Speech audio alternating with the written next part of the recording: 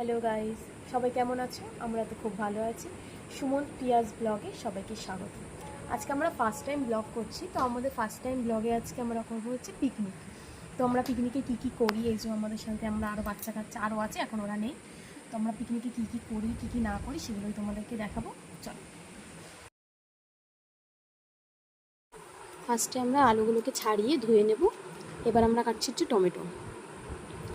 এদিকে আমরা টমেটো কাটছি, আর এখানে টমেটো, আদা, চালমগজ যা যা লাগে, এখানে বাচ্চারা সব খেলছে। আর এই যে এটা হচ্ছে আমার বর, এই হচ্ছে আজকে আমাদের রাঁধুনি।